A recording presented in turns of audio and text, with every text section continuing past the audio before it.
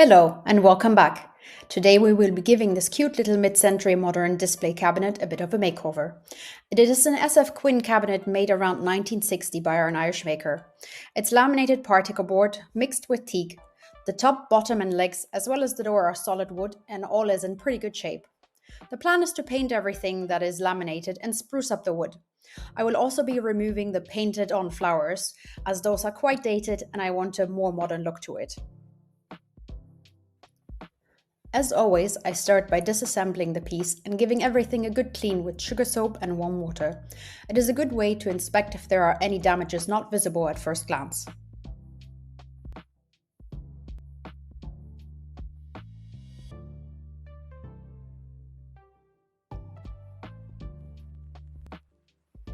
The legs feel a bit wobbly, so I'm going to re-glue them for more stability. I'll stand it up again for added weight and give it a few hours to properly dry. In the meantime, I can take care of the painted on flowers. The easiest way to remove them is to take an acetone-based product like nail polish remover, pour a generous helping over it, let it sit for a minute and scrape it off with a cotton pad. When that is done, I'll start with sanding. As I said, I want to keep all the teak pieces, but I don't like the lacquered look, so I will sand that off to apply my custom raw wood mixture later. I could alternatively strip the finish off, but it doesn't look like a very thick layer, so I will give sanding a go. I'll start with a medium grit of 120 and work my way progressively up to 320. With the finish I'm applying, I could even go as fine as 400. When sanding, you will want to go with the grain. I did not with the first round, as that was still a decent enough layer before even touching the wood, and also I was daydreaming. In between each grit, I will wipe the surface clean to remove dust to prevent it from scratching up the surface when moving onto a finer sanding paper. Since the frame and drawer are smaller surfaces, I prefer to hand sand.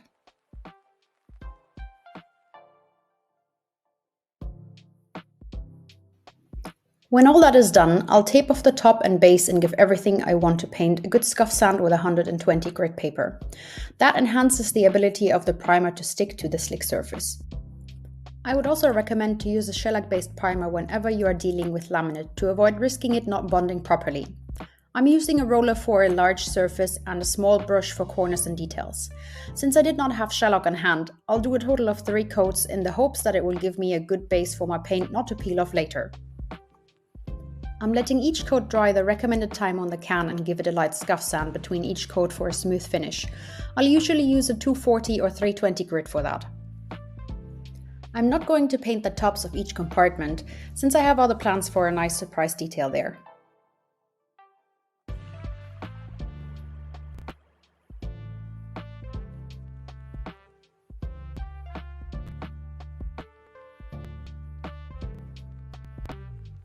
When everything has properly dried, I'll apply this beautiful water-based fusion mineral paint in coal black.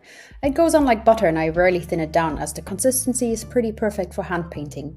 I'm doing a total of 3 layers and sand between coats, except of course the last one.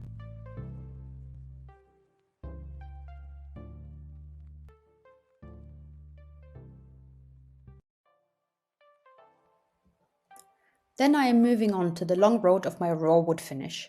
This takes several days as you will want to give each application 24 hours to fully absorb before applying the next.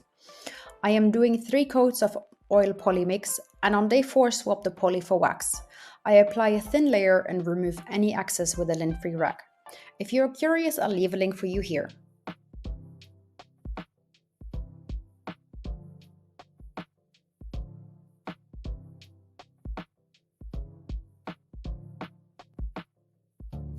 And yes, I did that in my OD.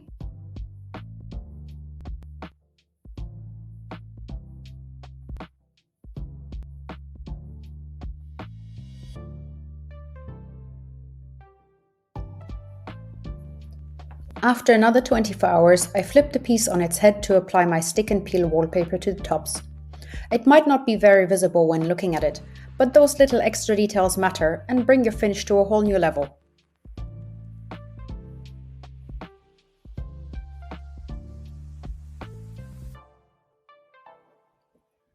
I'll cut the excess with my X-Acto knife for sharp edges.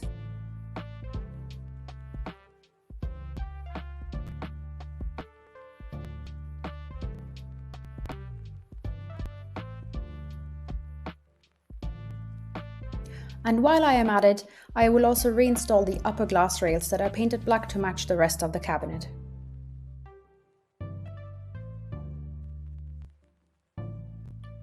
Since some of the paint has seeped under the edge of the mirror, I also came up with a cute extra detail to add a nice visual effect. I bought a bunch of large dowel pieces that I cut to size and stained to match the teak, and those I will glue in place as a mirror trim.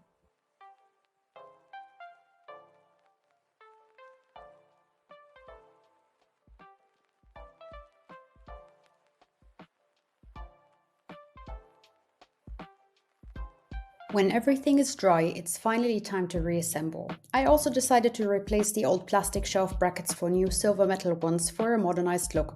With a little encouragement from my hammer, the bottom rails popped in relatively easily.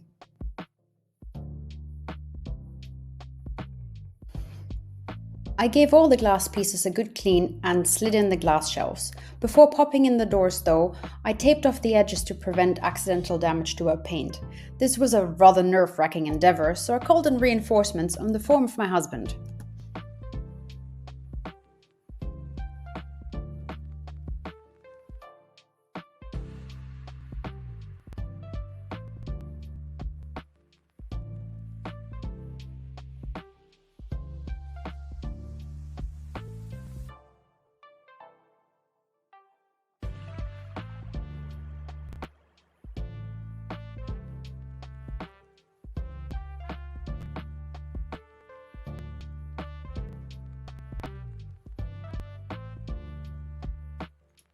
The last bit was to attach the hinges to the door, pop in the drawers, and all was done.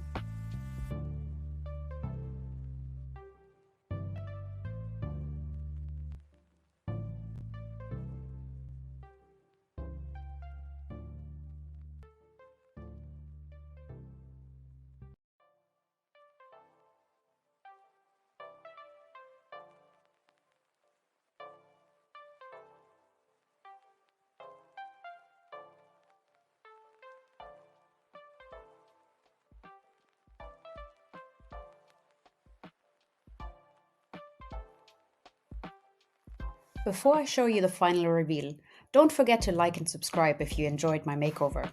Okay, here's one last look at where we started.